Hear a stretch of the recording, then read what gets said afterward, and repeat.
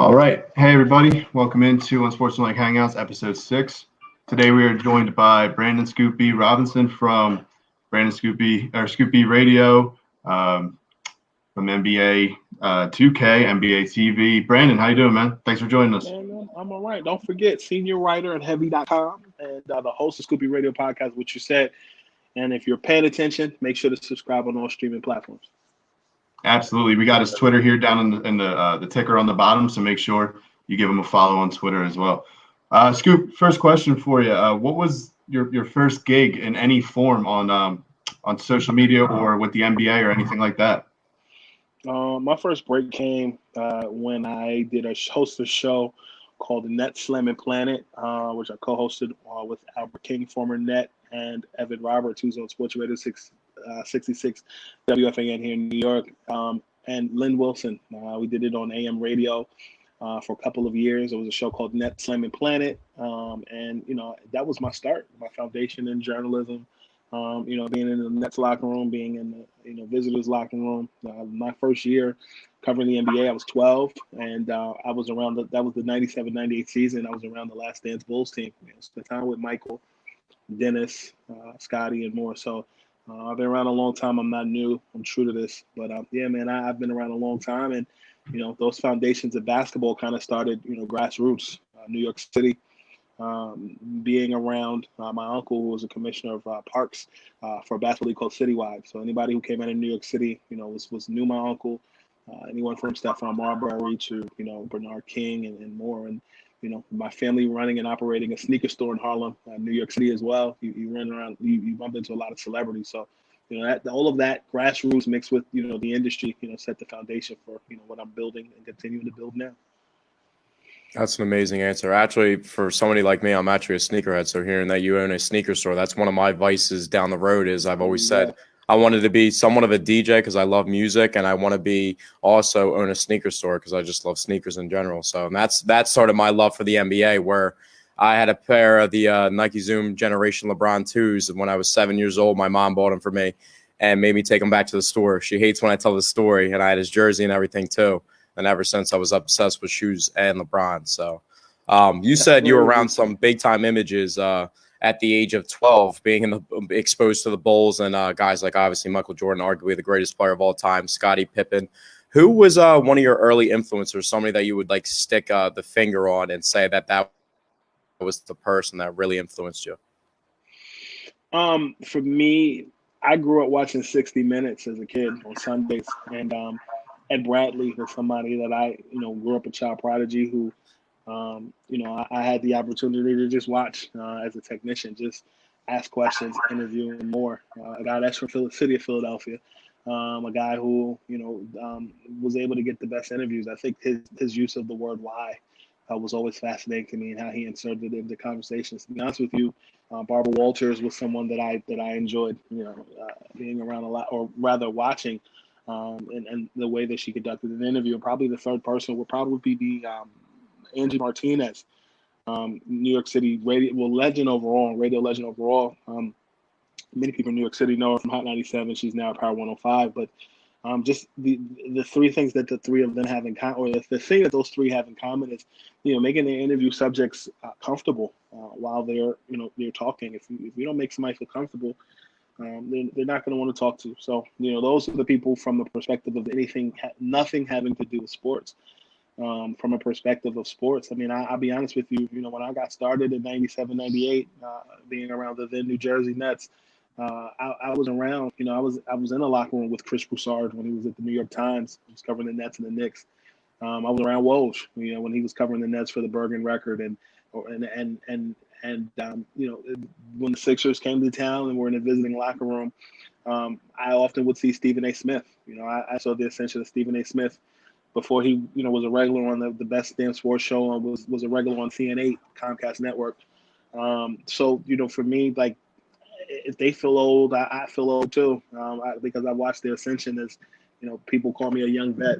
Those are the people that I grew up watching. Fred Kerber from the New York Post. Some of the other people that are around, Mark Stein, and all of those people, while they were in the age that I am now, maybe even a little younger, were making their moves. So those are the people that I saw moving around. I remember when I graduated, when I was in school, I was working on a feature story, and Jamel Hill and I, this was like 2007, 2008. Jamel Hill and I were emailing back and forth, and I had met Jamel at a conference in St. Petersburg, Florida, and she reconnected me with Chris Broussard. And I remember when I was writing a feature story on Chris. You guys are Philadelphia local.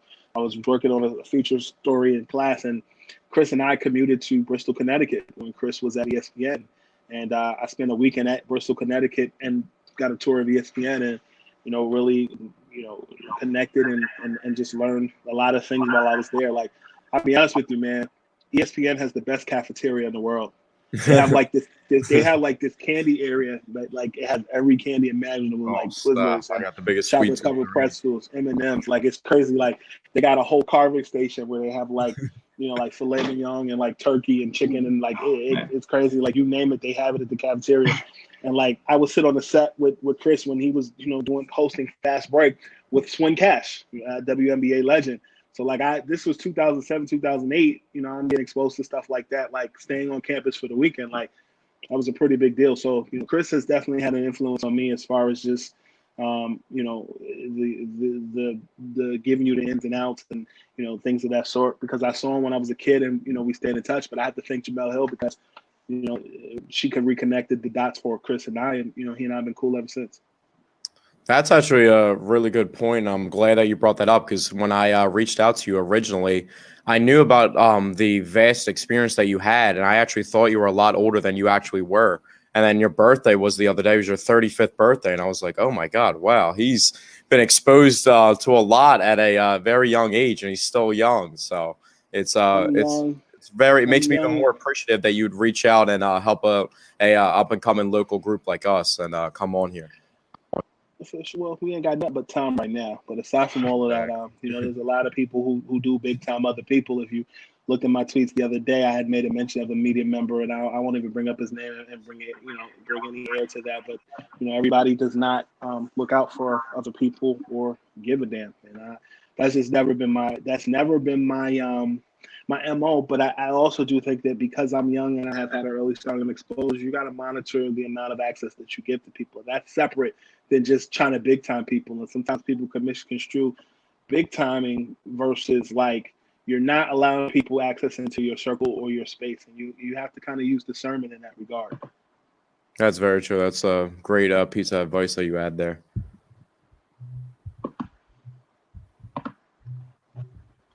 So getting on to 2K and how involved you are, I asked you before the podcast, you don't really have too much time. You have so much going on with the variety of things that you do to actually play yourself. But what exactly do you do with 2K in itself, and what has that experience been like?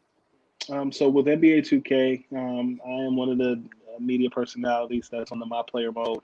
So you got guys like Chris Haynes from Yahoo Sports. You have Mark Spears. You have a myriad of other people that are just personalities. When you play the My Player mode, my face comes up and offers tweets and things of that sort that are on there. But one of the cool things about 2K, is I'm part of the 2K family. I'm aware of a lot of the things that go on before the mainstream know. I'll show up to the draft sometimes and get some Q&A in with Commissioner Adam Silver or there's relationship there. Like, I'll be honest with you, like I went to the last couple of years, I've gone to the 2K launches, and the cool thing about those launches is like you're at a party. Like, it's a party that is they invite a lot of people. So like in September of this year, I went to the 2K launch, the NBA 2K20 launch, and Anthony Davis was there. And I had met Anthony years ago, like in New Orleans during the 2014 All-Star game. That was my first All-Star game when he was a member of the Pelicans. And now he's a member of the Los Angeles Lakers. And if you pay attention to my tweets from past, like I was telling people in September or October of 2018 that the Lakers had interest in making a deal to get Anthony Davis, and I stuck to that. In June of last year, there was a trade, and the Lakers acquired Anthony Davis, and I was one of the first people who got one-on-ones with Anthony Davis after he officially became a member of the Los Angeles Lakers. So like he was on the red carpet, and Dwayne Wade was on the red carpet, and I appeared on the red carpet as well, which was cool. You had Ben Simmons of the Sixers, he was there. And, I'll be honest with you, like number one, there's a lot of people that are there on the red carpet and appearing and stuff. That's the media part of it. But then, I was actually invited to the party. So like, funny story. So the party was in LA. And when I got there, after the red carpet stuff was over, I go in the back and I ran into a couple of reporters that were talking the most sugar honey iced tea about me. And then I see him in person. You would have thought they saw ghosts. And that was pretty funny to me. It was fulfilling just because, I do good work and I know what I bring to the table. But as I kept walking around the room and stuff, I ran into Robert Horry, NBA legend. And he looked at me. He started laughing. I said, "What you laughing at?" He said, "I told you he wasn't going to be a max player." So just to give you a point of a reference, like a year prior, I was at an NBA 2K League All-Star situation where like Robert played, a bunch of other like notable people played. And what ended up happening was I pulled him to the side. We did a one-on-one interview, and he told me Clint Capella was not a max player. He wasn't worth that money. All he does is move off of screen and rolls and dunk. And then, like, that was last season. So you saw what happened. And then, he was on the Rockets again. And he looked at me. So it was pretty funny. Like, that was a carryover of a conversation a year ago. And the crazy thing about it was, like, that night, I'm playing video games with Contavious Caldwell-Pope of the Lakers. We're exchanging contact. Then there's a door where, like, there's a VIP area. And there was a guy at the door. "Excuse me, sir. We're not letting you in." And I said to Robert, "Yo, can you tell this guy that I'm somebody?" And Robert started laughing. He's like, "Yo, let him in. Let him in." So we go in, you open this door, and like everybody and their mama and their mama's mama was there. I don't want to be Tiffany Haddish and get uninvited to parties, so I'll keep it PG. But what I'll tell you is like, you walk into that VIP area, like Quavo sitting in there, Robert Horry's there with me, Dwayne Wade's there, Anthony Davis, some of the same people you interview. Then you keep moving around. Yo, I kid you not. Yo, I bumped into Jaleel White, Steve Urkel. That's like, did I do that? So, like, we're talking and, like, exchanging contact info, and, like, it's really a conversation. We have some mutual friends in common, so it wasn't like we were strangers.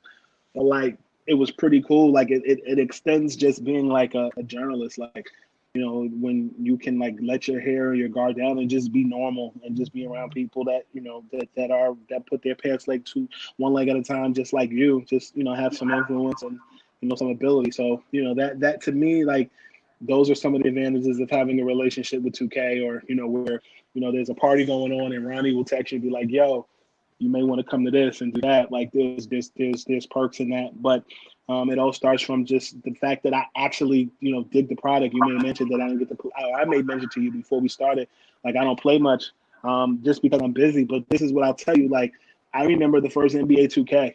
I remember Allen Iverson being on the cover for all those years. When I was in high school, I had more time. I was a homebody, so I had more time to play. But, like, I remember the Sega Dreamcast days of NBA 2K. I remember being in my dorm room at Eastern University, and, like, NBA 2K4 was a thing. And, the Nets and the Sacramento Kings were competitive. And you had a video of LeBron James at St. Mary's High School. I remember all of that. But, it's not like I just, like, I'm just here just for the clout. Like, I actually dig the product. I actually am around the league. I actually know what's going on. And it's an honor. I'm not bragging. I don't take it lightly. Like, it's pretty cool to live within your purpose and do what I do. 100%. That's the exact level that we're all trying to make it on. And just like you said, going into a room like that extends a lot further than actual sports itself, where you have variety, where you have musicians, you have famous actors, and everyone has a different perspective and a different reason why they're there. And you can share different pieces of advice with them. And it's really good to just link up with people, because it's cool, because you can see different perspectives and maybe what it took this person to get there. So that's definitely an amazing experience. Yeah, that's incredible. Just, I don't know what I would do the first time I ever walked in a room and seen all these people I've been watching for years, and I feel like I'd freeze up. Like, that's incredible. But did you know? I don't know if this was a little before your time, but do you guys remember the Sonic the Hedgehog cartoon? Yeah. Jaleel White was the voice of Sonic. Really? Yeah. That's crazy. I did not know that. Yeah. That's amazing. That's funny. You brought up NBA 2K4. Literally in my cabinet over here in my basement, I have NBA Live 04. That was the first game I played with LeBron as a 79. The only time that he was even in the 70s or 80s in a video game. And you used to have to shoot the free throws where it would go one way horizontally and then one way vertically. It was the toughest thing of all time. And then depending on how you. Yeah, and then depending on whoever it was, like say you had Samuel Dallenberg on the Sixers, it's going lightning fast, and then say you have Allen Iverson, and it's going in slow motion. So there's always the OG video game setups were amazing. Yeah, that NBA Live 04, you talk about Vince Carter was on the cover in the Toronto Raptors jersey, right? Yeah. I remember the clips was on that soundtrack when you got the heat up and that precious. Oh, yeah. You got player. That soundtrack was amazing. Madden 04 soundtrack was amazing back in the day. That was when they had variety of all different sorts, like.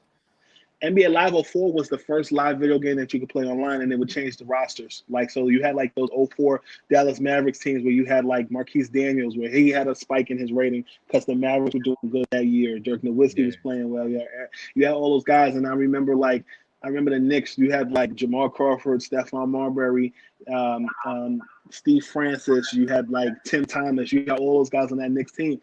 But I remember. And then the triangle was the hop step button, and they didn't call offensive foul. You could hop step all day. Yes. But if you were a center, it was drop step. But if you were like a perimeter guy, it was the hop step. But then when they made 05, they were calling offensive fouls like crazy. Yeah, they couldn't find the way to like adjust it to where it was like teeter the seesaw, where it's like it's not overwhelming and it's not like you're getting called for a foul every time. There was also a glitch that I found out in that game where somehow you could just sit in the corner with Yao Ming and rip threes and just shoot threes. Yeah, you could. And just make them.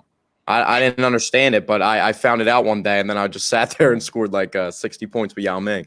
Felt good about myself. that was back when it was Eddie Griffin on that team, Tino Mobley.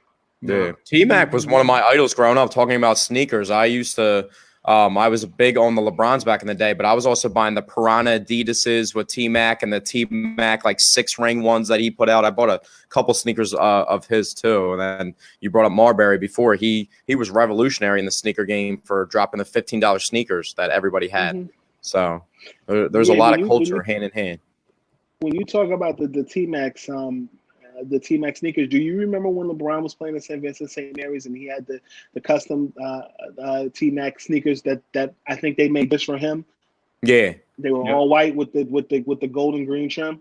Yeah, the St. Vincent St. Mary colorway. Yeah, that's what I actually have like a 15. Not to get off topic here, but I have like a 15 pairs of LeBrons right now, and I have like all different colors and everything. I actually find myself like buying a new pair every single day, and now it's getting worse because me being a sneakerhead. They're retroing all the shoes from when I first got into sneakers back out now. So the LeBron 7 All-Stars, the LeBron 3s. I could go all day about sneakers, but it's dangerous because now I'm trying to get all these. And they dropped the Laker colorway with the 2 different colors. Just too much going on for me. So two things. One, you talked about your LeBron sneakers that you had. The very first pair of LeBrons that I had were actually the 2s in black and red. Yes, that's the first pair that I had too. That was the pair I was telling you that my mom took back to the store. Mm-hmm. I cried. And you could remove the strap off of them. Yeah, and then it had the laser etching on the bottom. That's my favorite sneaker of all time. I'm a sucker for strapped sneakers. So those and the Kevin Durant 4s, that retail for $95, and they have like 10 plus pairs that go for $400 to $1,000 each. That's another pair that I love too. But then they had the LeBron 4s that was like a foamposite silhouette that was extremely heavy.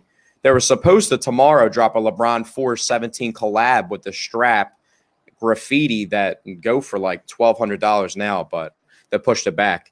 So because we'll see. Everything that's going on right now. Yeah, there's a lot going on that's a lot bigger than that. So, so I want to say this. Number 2, you talked about the LeBron 7s.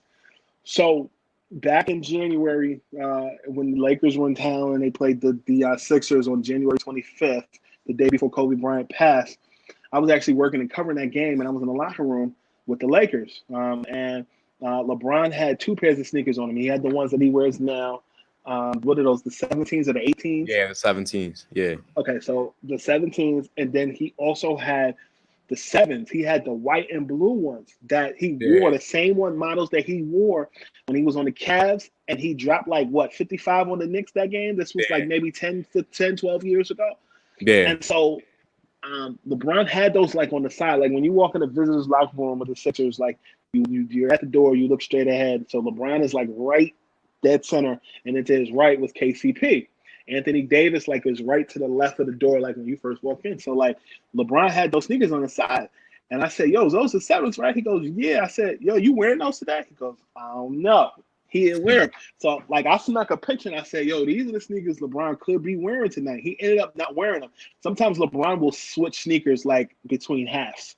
100%. He got that from Michael. Yeah. If you look at Michael Jordan, like during their last season in '98, if you saw the last shot that he took against Brian Russell, he switched shoes between halves. Yeah. Those black and reds that he wore are the 14s. Those didn't come out until next year, the following 100%. Year. That's stuff that I follow. One of my biggest aspirations and something that I want to do is interview PJ Tucker, who has shoes that he has signature models of players that he's guarding that they don't even have of themselves, and they call him out for it. He has a pair called these LeBron like Cheetah 2 Safaris, and they're like cheetah print with like suede all brown LeBron 2s with the strap. And LeBron like called him out. I was like, I don't even have these, and you have them. Yeah, because you can get stuff custom. So, like that's one of my aspirations, being connected with both is like those are customs. Like I tell you, like I have these 11s, right? These Jordan 11s. They have the Concords, yeah. But look, hold on. Oh, that's cool. Yeah. Hold on. Can you see it? It's hold on. Scoop. Yeah, I see it. The little logo next to it. Yeah. That's cool. You can get stuff like that customized. And sometimes these guys are, it's like football players with cleats. They'll have certain guys that draw different things and create certain things that other players don't have. I follow like Mache Customs and Seriato and all them on Instagram. I follow all those guys and I love their work. So I'm huge. I love sneakers. That's one of my biggest passions. Along with sports, I could go all day long about sneakers. For sure. That's awesome. Yes, sir. Especially about the LeBron 7s that you brought up, because that was my favorite pair. The 7s? Yeah, that's one of my favorite pairs. I had 4 pairs of them in high school, so now that they're retroing back, one of my favorite pairs is the pair of the Dunk Bands that they're called. They've dropped a Dunk Band colorway of every LeBron shoe, and this one on the 7s has all 3M laces, and they light up, and the bottom is a picture of LeBron literally dunking with an all-red sole, and it's like him just dunking on the bottom, and it's just amazing. That's crazy. It's great that's stuff. Insane. I love shoes, so.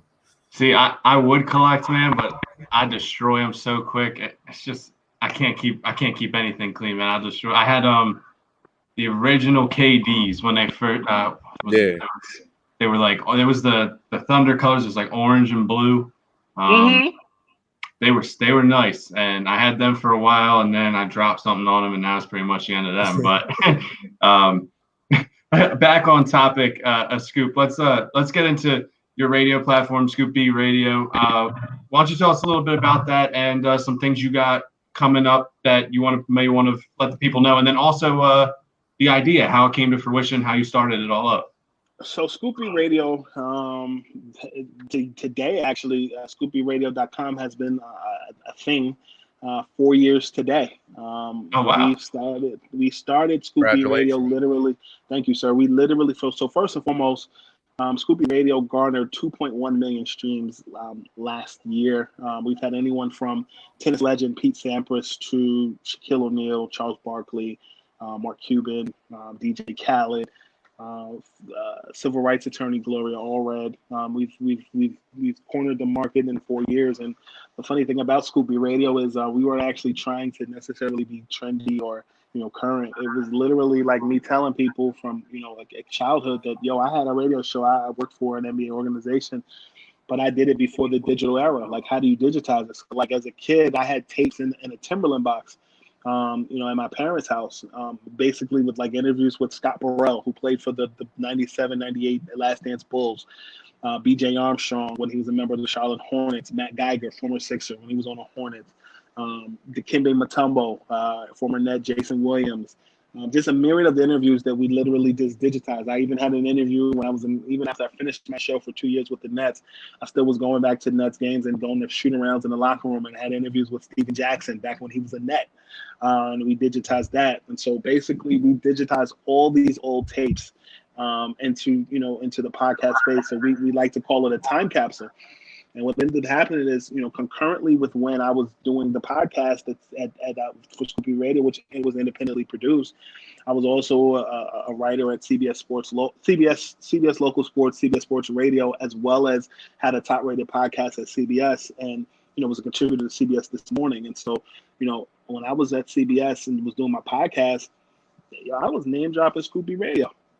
And was writing about like interviews that I was doing on Scooby Radio and writing about it at CBS Sports Radio. So like Shaq's mom, has been on Scooby Radio quite a bit. And, around the time when Shaq became, when Shaq was being inducted to Hall of Fame in 2016, like I wrote a whole story about just, various things that me and Miss Lucille O'Neal had talked about. And, then one of the big breaks came with Scooby Radio when Tim Thomas, former Sixer, former Villanova Wildcat, had talked about a longstanding beef that he had with Kenyon Martin years ago. And, I wrote about it, and Bomani Jones retweeted the article, and Jason McIntyre, when he was more involved with the Big Lead writing there, retweeted it and wrote about it, and that went viral. Like the hits went crazy, because what ended up happening, what started that whole conversation was, Kenyon Martin had gone on Woj's podcast back when he was at Yahoo, and talked about all these different things, and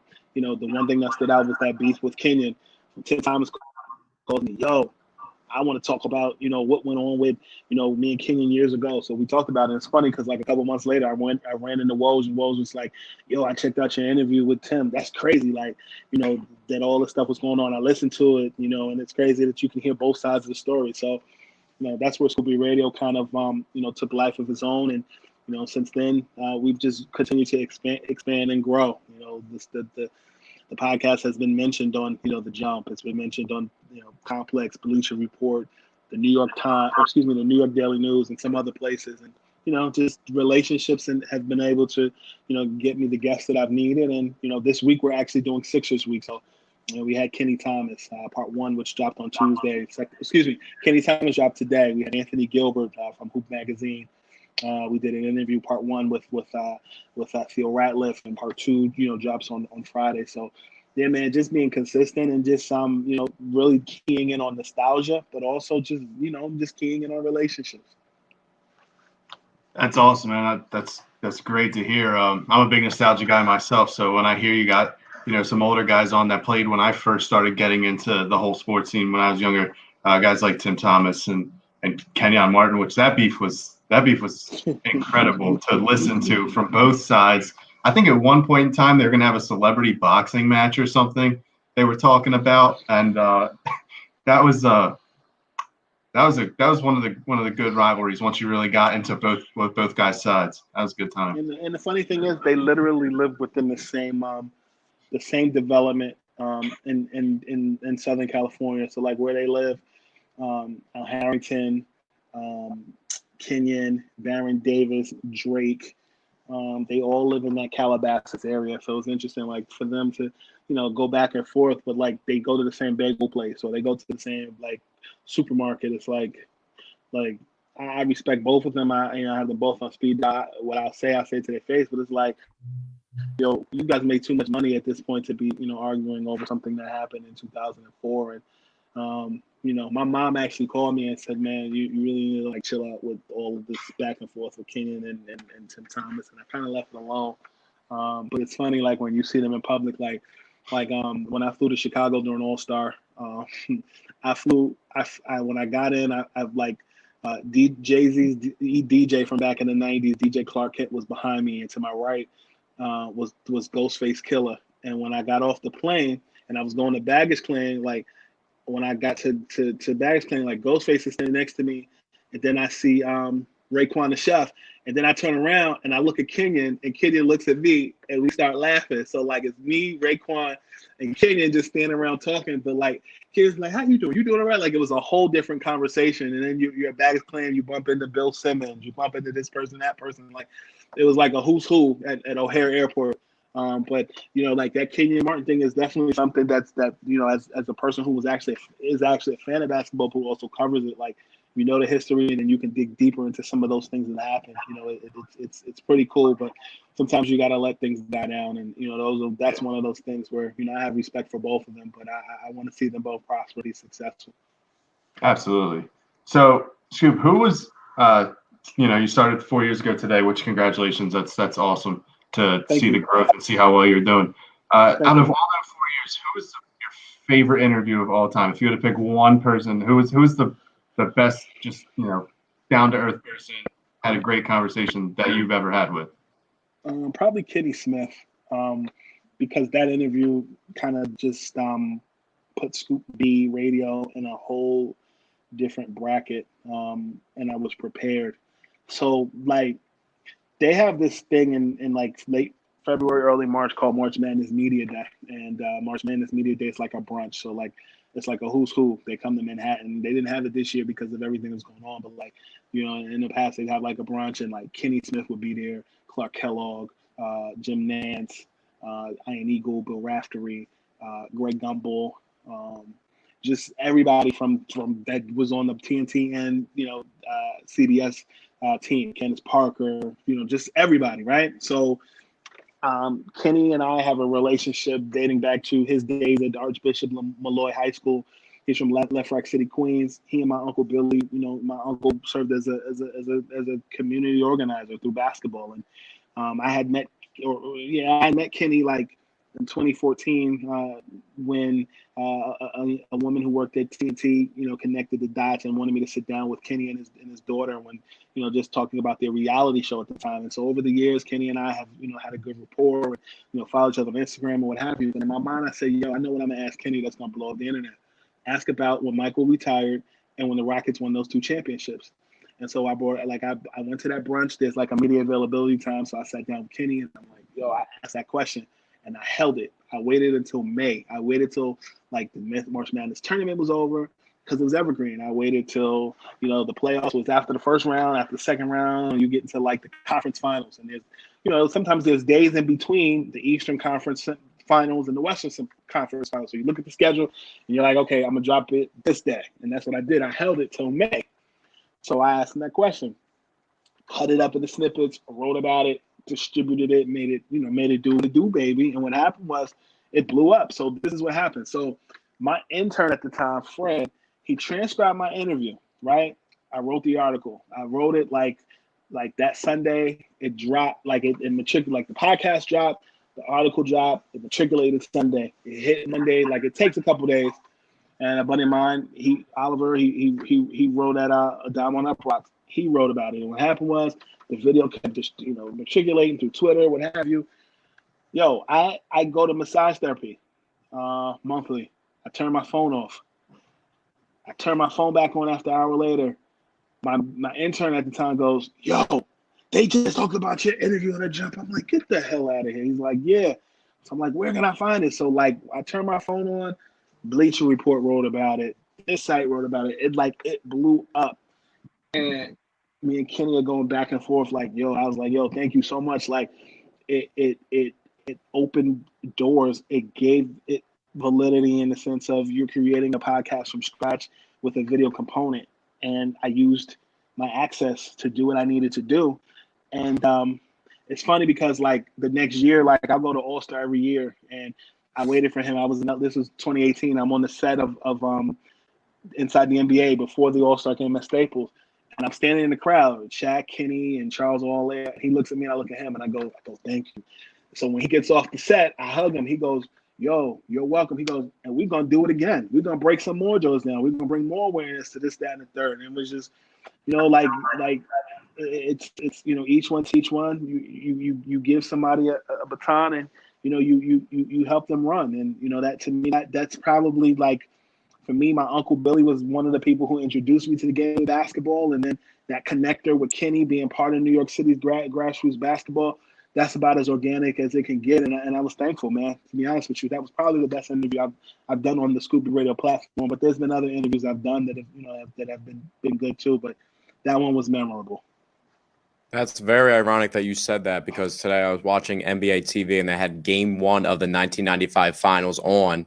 And I watched Kenny cross over Penny Hardaway at late in the game in overtime and then Robert Horry was hitting a bunch of huge shots in that game as well. You brought him up as well. So for me, only being 23 years old, I try and be a historian, and I can date back to like 1980s because the tool, like you said, using your access and everything, YouTube's such a great thing, and NBA TV, they show these games where you can literally, it's not like you're just watching little snippets. I can watch Bad Boy Pistons and Larry Bird go at it for 48 minutes, and I can watch the entire game and just see so many different styles of play. So I just love the whole social media era because it has, like you said, that thing where you can really manipulate and use the access of media that you can get, and then it can turn, you can make whatever content. It's just all about you being creative yourself. So that's why us over here at Unsportsmanlike Content, we like taking instead of joining a radio station route, because we want to make our own content. We don't want to have to keep beating the same dead horse about this, that, the other, and talking about it every day and wondering why our fans are upset. So. For sure, yeah, you're on the right path with that, and it's continuing that the dialogue. Like, you know, Robert and I have talked about that. Clyde Drexler and I have talked about just, you know, the whole concept of, you know, if Michael had retired, would the Bulls still have won those 2 championships? And you know, Kenny contends they would have beat them. You know, Robert Horry contends that. Drexler contends that. You know, and then it's funny because you bring up that 95 Game 1 series. You know, I recently had Nick Anderson on the Scooby Radio podcast, like within the last 2 weeks. And, you know, Nick and I have been, you know, he and I met 2 years ago, exchanged phone numbers. And then, you know, I was on vacation in Orlando, and I went to a Magic game. He looked at me like, yo, where the hell aren't you? You be everywhere. And when the last dance was on, I texted him, I see you. And he started laughing. I said, yo, when you come on the pod? So we finally did it. And, you know, it's now is the time more than ever, particularly, like, I feel like, you know, when I was doing all that stuff with, you know, Rockets, Bulls, it was ahead of its time. Like, you know, I've interviewed people who have talked about Michael, and they've said, you know, Michael saying Anita Baker's giving you the best that I got while he scored 48 points on Jerry Stackhouse, and then that went viral. Or, you know, like Michael Jordan, you know, like people have told me stories about Kobe Bryant sucker punching him and sucker punching people on the team bus. You know, and I hit TMZ. Like, it's all about using nostalgia, but at the same time, telling stories pre-internet era that weren't told, that people don't know. I learned from Nick Anderson, from what Nick Anderson said, the way that he said 45 doesn't play like 23 wasn't used to kind of play Michael, but, you know, that's how media took it and what have you. So, you know, you're learning a lot of stories and things that maybe you haven't learned before, and it's pretty cool, you know, to go back in history and relate it to the present, particularly with, you know, Last Dance introducing Michael Jordan to a whole nother audience who may not have seen him as a Bull or even as a Wizard. For sure. That's a great point, because it's all really what you do. You have everything at your disposal and all the resources, what you do with it. So, and there has to be a right way to do it as well. You can't just go out there and be leaking everything and personal information, this, that, the other. You have to be pick and choose, and what can I put out there and what can't I put out there, and have respect for people. And you can't burn those bridges by trying to do something like that and trying too hard to like press the issue. Sure. A perfect example today on Twitter. I tweeted a picture of KD and Kyrie, and I was like, welcome back. NBA's back. And, you know, people took that as, yo, Scoop saying that, you know, KD and Kyrie's coming back. And then I followed up that tweet and basically said, you know, KD, you know, has been in California, you know, training since the coronavirus pandemic. And then I said, you know, Kyrie has been in Arizona, you know, training with Robin Pound. Robin Pound, you know, worked with Jason Kidd back in the day. And, you know, I had known that since maybe March, but, you know, I gave it some time and waited until the announcement today, and then, you know, kind of took a life of his own on Twitter today. So, you know, I've known for a couple months, but you pick and choose. You know, even with Kyrie's injury, when he hurt his shoulder, you know, I reported that back in December. If you use context clues, people know how I know, you know, but you respect what people tell you within conversation, and sometimes it's about timing and waiting. Exactly. And actually, it's funny because I actually did the same thing with you. My goal was to get you on around June, July-ish, when maybe the NBA draft and the normal resumption was going on, or maybe around here. And then today we get you on, and then the resumption begins. So that leads into my next question with the NBA 22-team resumption. Who do you believe is the biggest threat? Golden State, but they're not in it. So, right, they're not. So the way it looked with the 22 teams, I know that they put 9 teams in the Eastern Conference because Orlando was already there, so they're technically the host team. So you add Washington Wizards there tonight, and you look at the Western Conference. You add what was it? 12 more teams? I remember what it was. I'm still dissecting 13, it, but 13. Yeah, I mean, to be honest with you, all joking aside, a healthy Portland Trailblazers team to me is scary, particularly because this was a Portland Trailblazers team that made it to to the Western Conference Finals last year.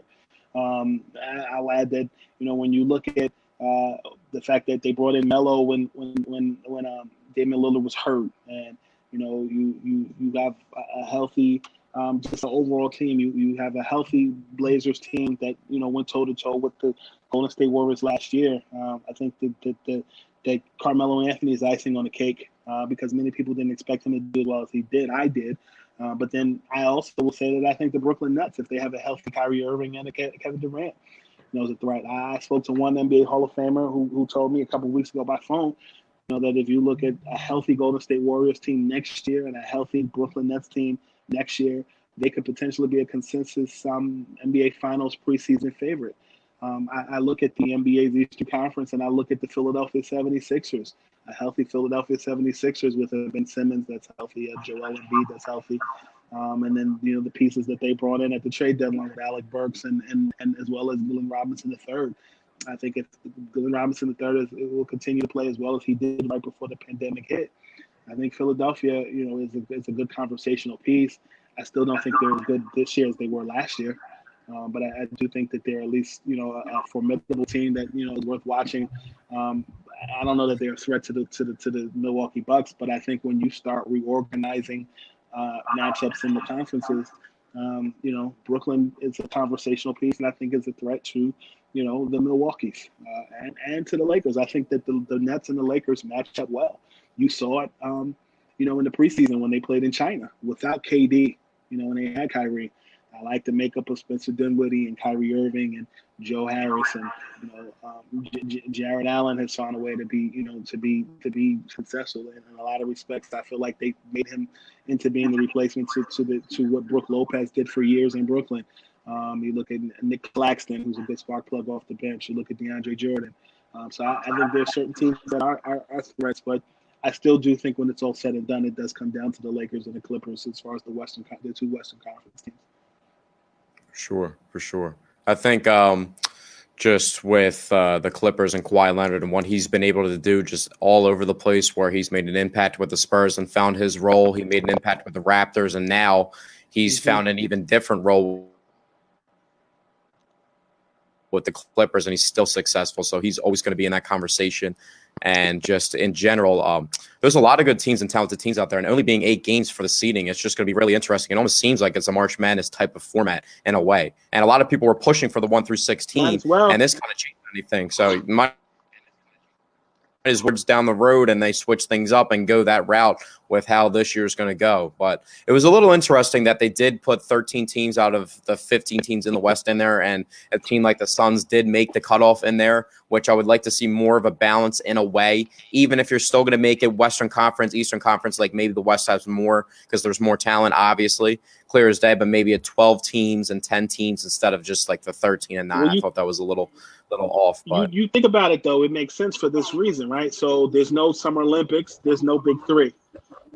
So this kind of gives you motivation to sit in your house, watch basketball under the air conditioning, and be entertained with some level of sports while we figure out what's next as far as this pandemic.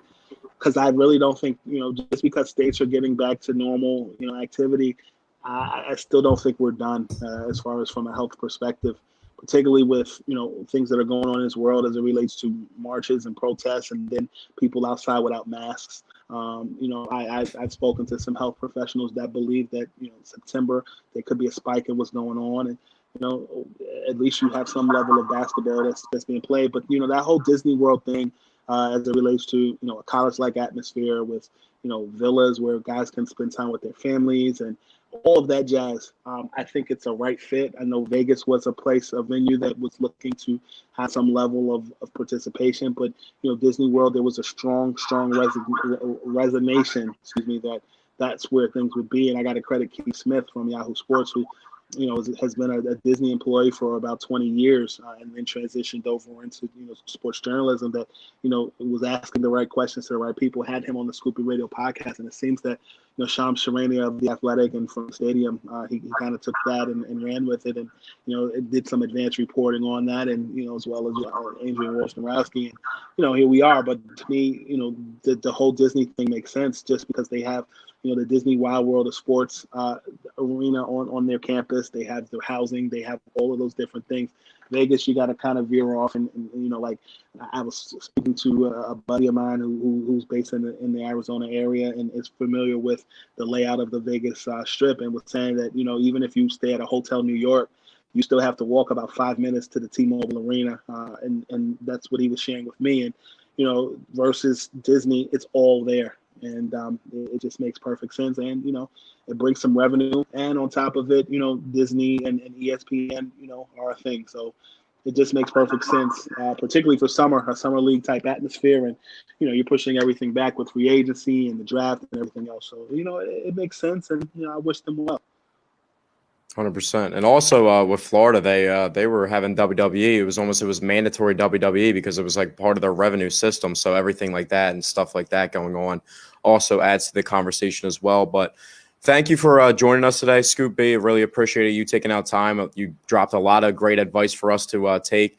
I always tell people when I take advice from people, it's just a recipe. You take pinches from everybody, and then you make your own concoction and your own recipe, and then you put yourself on the map and get on the road. And you obviously are extremely experienced covering the NBA since before you were even a teenager. So it's great to have somebody like you on there, and I appreciate you taking out time to come join us on here.